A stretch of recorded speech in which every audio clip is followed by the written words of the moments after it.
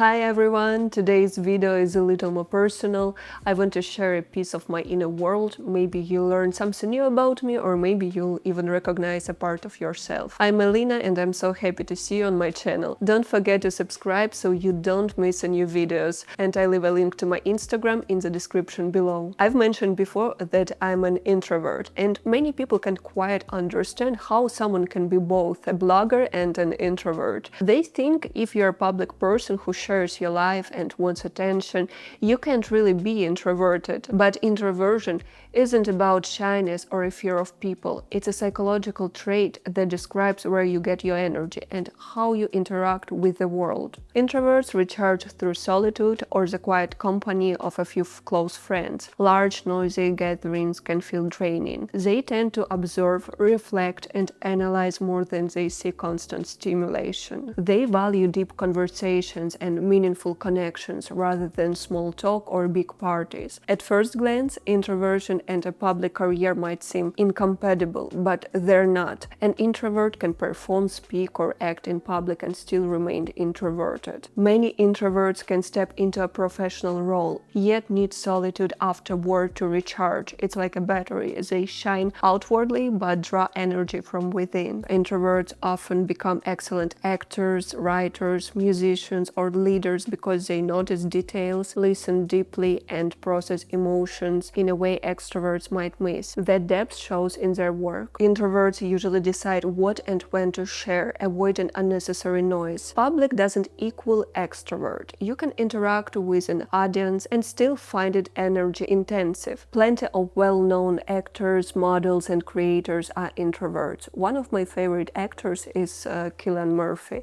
I loved him in Oppenheimer, and whenever I see memes about him, they somehow feel like they describe me too.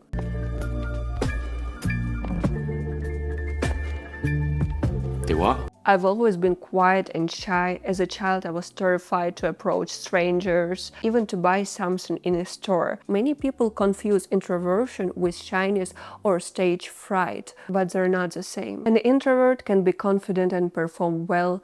They simply need time alone afterward to recover. In my case, I had all of those traits at once. School performances were my nightmare. I remember standing behind the curtain for a class recital, knowing the hall had filled with people while we waited. When the curtain opened and every face turned toward us, I froze. My voice trembled. I forgot a part of the poem I'd memorized perfectly. After that, I avoided any public speaking for years. Modeling turned out to be a surprisingly good fit for me. Early on, posing in a studio with photographers and clients watching was terrifying. My knees literally shook. It took hundreds of shoots to feel truly confident. I recently read Barbara Streisand's autobiography and was amazed to learn she struggled with crippling stage fright her entire career, even turning down huge concert fees. She never overcame the fear, she simply learned to live with it. Because of my family's frequent moves, I changed schools 11 times.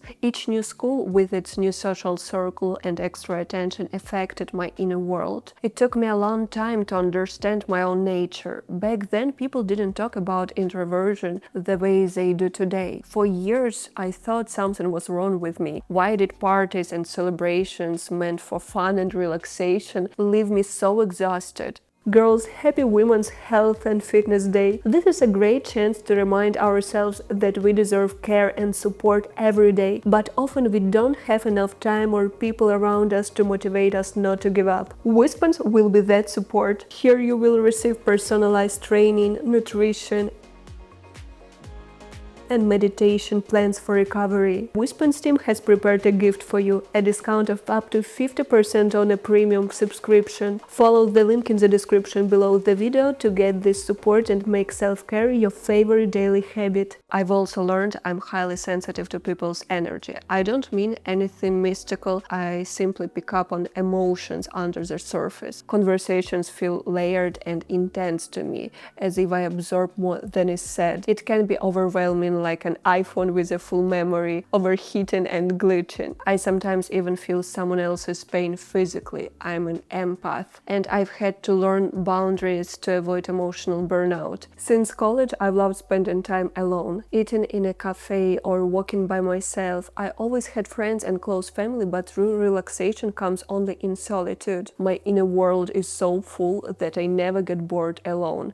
Even now, personal space is as essential to me as air. That's why I enjoy blogging. I can connect with you, share ideas and express myself, but on my own terms. I decide how often to appear, when to engage in comments, and I can block negativity. It's all within my control. Over time, I've realized that being introverted and sensitive isn't something to fix. It's actually a superpower. It helps you tune in more deeply to yourself, the world, and the people around you. The sooner you understand the true nature, the easier it becomes to stop chasing other people's standards or trying to meet their expectations. Because when introverts and highly sensitive people don't accept themselves, it can take a real toll, mentally, emotionally, even physically. You might feel drained, disconnected, stuck in apathy, or even depression. That's why it's so important to build a life that works for you. Protect your peace, create your own space, be intentional about who and what you allow into your world, and don't be afraid to say no, whether it's a party or family gathering or anything else that doesn't feel right in the moment. Wanting to spend the evening reading a book with your cat instead,